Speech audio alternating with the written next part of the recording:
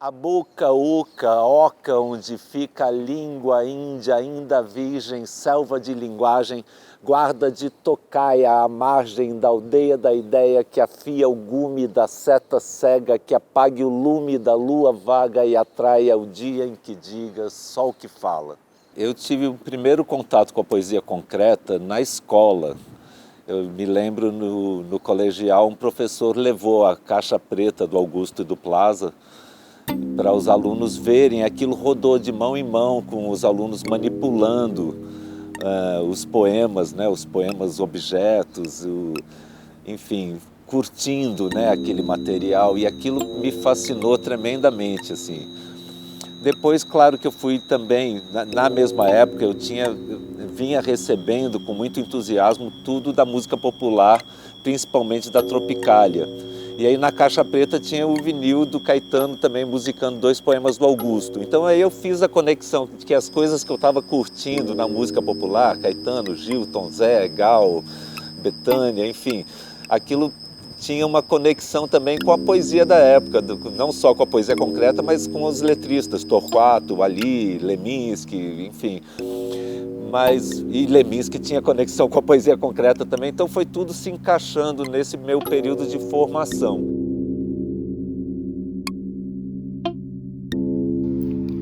Tudo está dito, tudo está visto, nada é perdido, nada é perfeito, eis o imprevisto, tudo é infinito, eis o imprevisto, nada é perfeito, nada é perdido. A literatura, em geral, está presente na escola brasileira, a princípio, no campo da disciplina de língua portuguesa, né? Mas eu penso que é uma luta, não só dos professores da área de letras, mas também deve ser uma luta das famílias, de professores de diversas formações, considerar que a literatura precisa estar presente na vida das pessoas, como um hábito, como um modo de olhar a palavra, como um modo de usar a língua, como um modo de lidar com a vida em geral, né? E também há uma dificuldade que é cultural, né?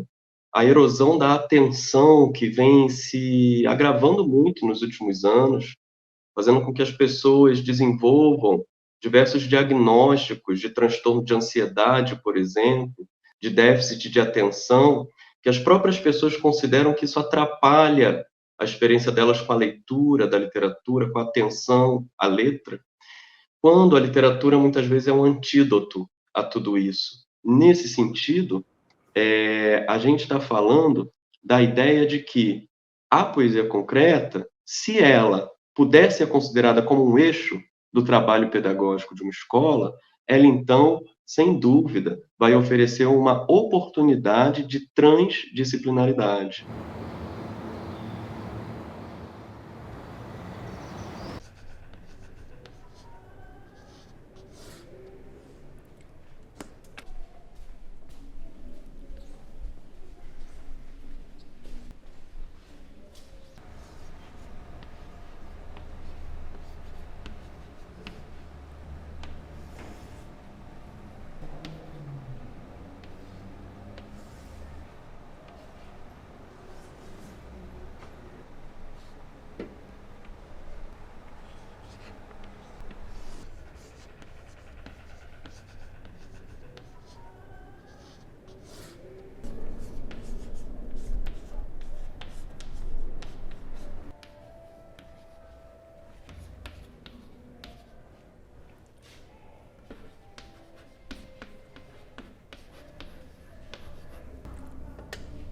Bom, gente, o Augusto de Campos, que é um dos criadores da poesia concreta, ele fez esse poema que ele chama de poema optativo.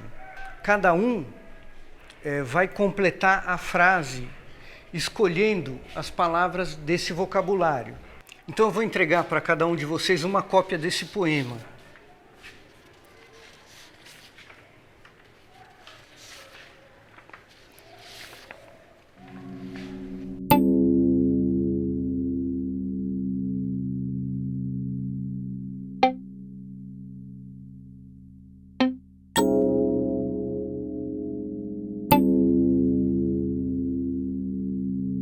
Tem uma coisa muito importante na relação com a poesia e com a arte, que define o modo como você se relaciona com ela, é o que um teórico chama de partilha do sensível. É aquilo que a que você dá valor como interesse sensível. Como você lê um poema concreto, um jogo de letras, um jogo de palavras, né? Tem um valor enorme de revelação, de questionamento, de intervenção. Tudo isso pode ter uma dimensão muito grande que outros podem olhar e dizer, mas isso aí é um mero trocadilho. Digamos que tem uma cisão aí no que diz respeito ao modo de você se sensibilizar ou não, né, para dimensões da arte. E eu diria que crianças, antes de passar por uma certa domesticação, são muito sensibilizadas para os jogos verbais, para os jogos de sentido e de som e tudo mais, coisa que a poesia concreta tem. Então, de fato, é uma coisa que seria muito interessante de fazer, a sensibilização para a arte e para a literatura, contar com a poesia concreta, porque crianças entendem, né? Além de que depois dá-se um salto enorme e aquilo ganha muitas outras dimensões possíveis, né? Há muitos níveis para se assimilar e lidar com isso. Vamos começar então? Quem quer começar a escolher as palavras aqui?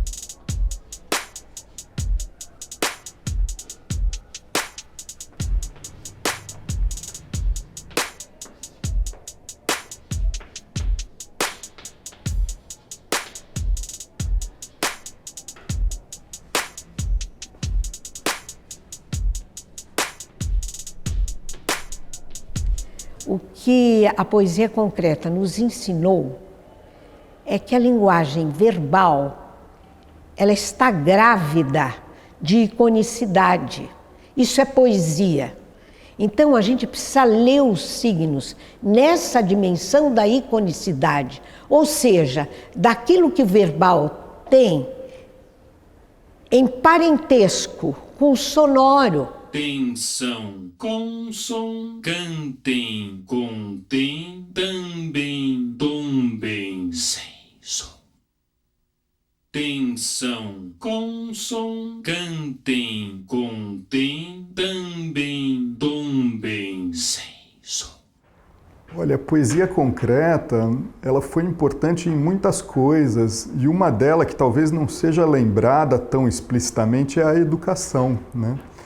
E isso acontece de pelo menos duas maneiras, né? Eu acho que os poetas concretos, eles foram muito importantes no resgate de escritores que não eram tão conhecidos, né? De poetas que não eram tão lembrados, né? Por exemplo, o Sousa Andrade, o Kiel Kerry, né? E isso contribui para um redesenho do pensamento crítico a respeito da literatura, né? E modifica os cânones, né? Modifica o que é necessário ensinar, o que as pessoas aprendem a respeito de escrita experimental, né?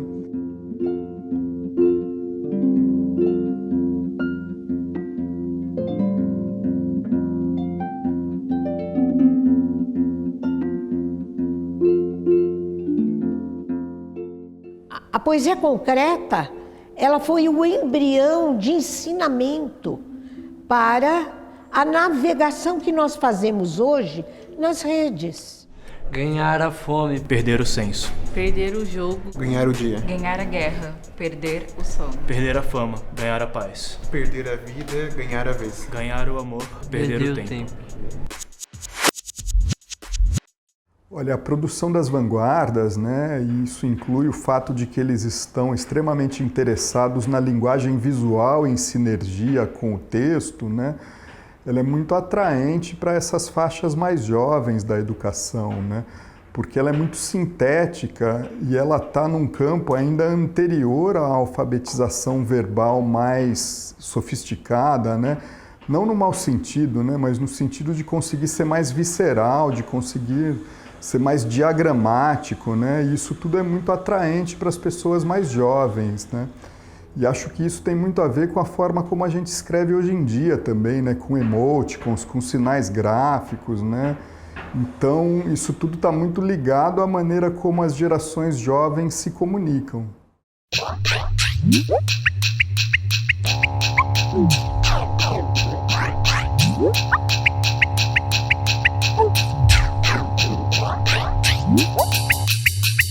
Diferentemente do que alguns críticos disseram, que a poesia concreta seria limitadora, teria criado uma muralha, né? Tal, a questão não é essa. Eu acho que a poesia concreta deu uma grande abertura, inclusive para os novos meios, né? Para as novas mídias, certo? E o aspecto lúdico, né, que há nos novos meios, né? Já havia na poesia concreta. Isso atrai muito as crianças e os pré-adolescentes e adolescentes.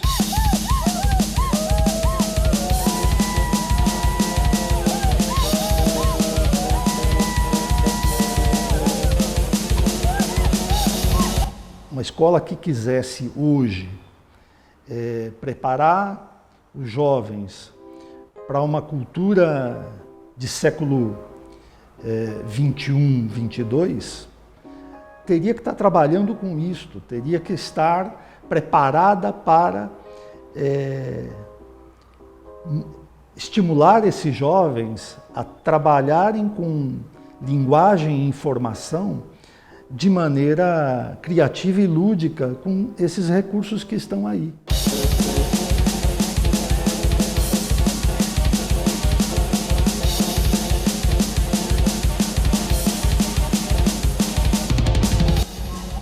A escola pode atuar na relação entre as crianças, os adolescentes, né, e a internet na palma da mão e o celular, sensibilizando essas pessoas para a língua e para a linguagem.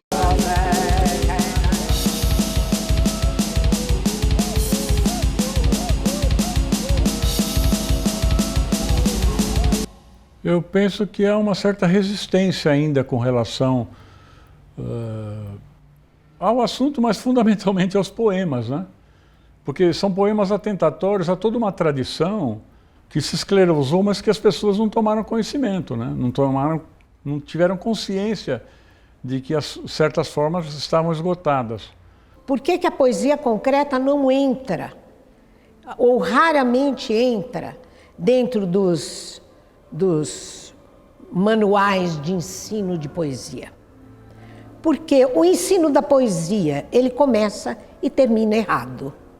O ensino da poesia é assim: o professor dá um poema para os jovens, e isso desde a infância. Então é um desserviço à poesia. O que o poeta quis dizer?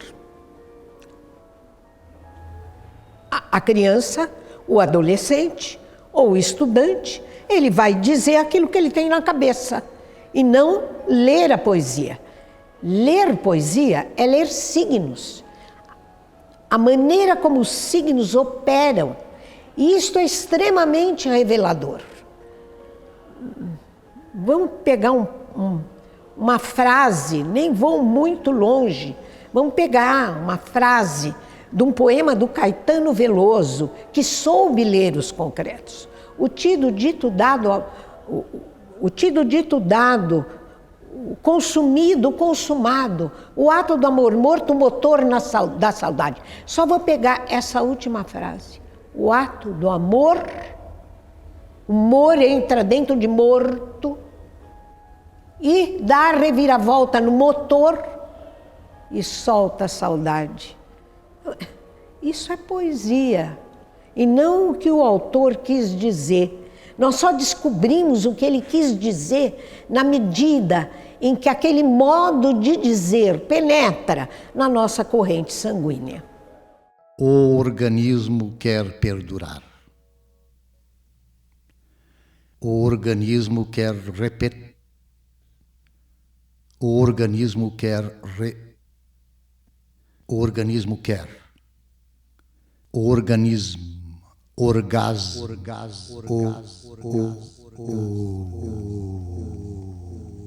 Um poema em sala de aula também oferece, geralmente, né, uma oportunidade de conversa entre os leitores, entre o professor e os leitores, considerando o que aquele texto apresenta, né, para aqueles leitores.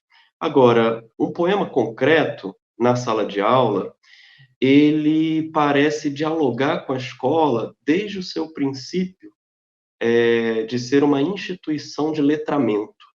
E, nesse sentido, o poema concreto, ele parece tocar no cerne dessa instituição, que é oferecer ao leitor uma atenção à letra, e uma atenção à letra não só na sua visualidade, né, mas para lembrar um paradigma da poesia concreta, na sua verbivocovisualidade, ou seja, na sua dimensão sensorial e intelectual completa. É como se a poesia concreta tornasse mais explícito o que toda poesia pode fazer, que é essa experiência sensorial com a palavra escrita, e a partir da palavra escrita, com a palavra recomposta na voz, com a palavra recomposta mentalmente pelo leitor, né? Se nasce, morre, nasce, morre, nasce, morre, renasce, remorre, renasce, remorre, renasce, remorre, desnasce, desmorre, desnasce, desmorre, desnasce, desmorre, nasce, morre, nasce, morre, nasce, morre, se, re. Por que não se leva a poesia concreta para as escolas? Por que as escolas não ensinam quem foi, quem é, quem será Augusto de Campos? Por que não se mostra a poesia de um astropop como Arnaldo Antunes? As portas estão abertas. Você não precisa buscar aquele poeta parnasiano para falar da rima. Mostra também. Agora, quando você chama, vamos falar de Arnaldo Antunes, que é um cara pop, que as pessoas conhecem, tá aí uma porta boa de entrada para mostrar as caligrafias do Arnaldo. Essa poesia, olhar na letra, olhar na palavra, não só como significado, mas como significante, forma e conteúdo. As palavras têm forma, as palavras são seres vivos. Você pode ter uma mesma palavra interpretada de um monte de gente e vista e desenhada de 1000 maneiras.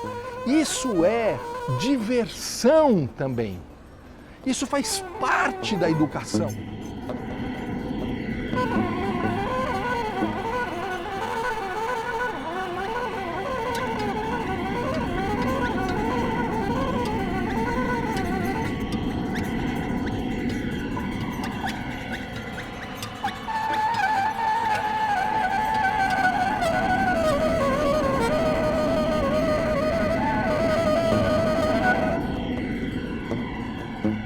Eu acho importantíssimo o aprendizado na escola, você ter a fonte mais adequada, mais original, mais inventiva. Então, é claro que a poesia concreta traz tudo isso, esse frescor, né, da mensagem poética para os alunos. Isso desde pequeno, porque tem também essa coisa do impacto de alguns poemas serem uma revelação muito sintética, né? Luxo, lixo, ou enfim, tem poemas que são muito imediatos assim e que, de certa forma, tem uma penetração que eu acho que até criança, enfim, da escola primária já pode ter contato com aquilo e aquilo trazer uma novidade, né? Uma revelação. 「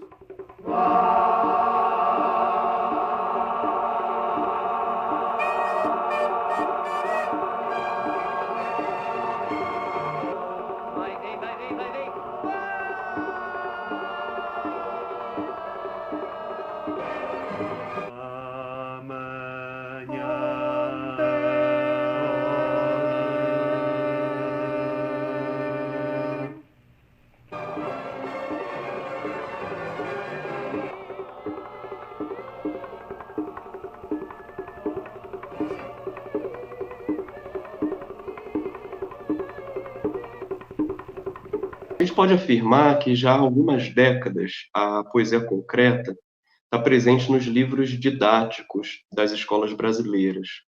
Ela tradicionalmente aparece no ensino médio, especialmente no final do ensino médio, no estudo da história da literatura brasileira, considerando um momento como uma espécie de radicalização do projeto estético no século XX no Brasil.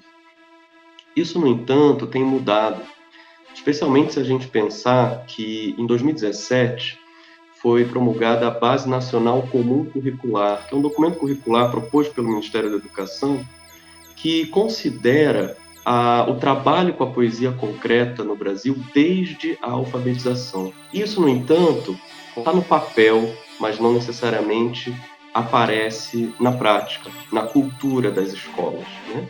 E isso, em parte, se deve, a meu ver, né, pela formação de professores, que faz com que, muitas vezes, a poesia concreta seja pouco ou mal conhecida, né, pelos professores formados em letras, né? Então, essas são algumas direções assim, que eu colocaria, né, numa defesa de como a poesia concreta ela pode ser considerada na escola brasileira, né, para além desse lugar em que ela está inserida tradicionalmente, que é o estudo da história da poesia no Brasil. Embora mesmo nesse lugar ela apareça às vezes pouco, quando aparece realmente. A poesia concreta, principalmente os livros do chamado ensino médio, né, os livros didáticos já trazem alguns poemas, dos mais célebres, fundamentalmente da dita fase ortodoxa da poesia concreta, ou seja, da segunda metade dos anos 50 do século passado.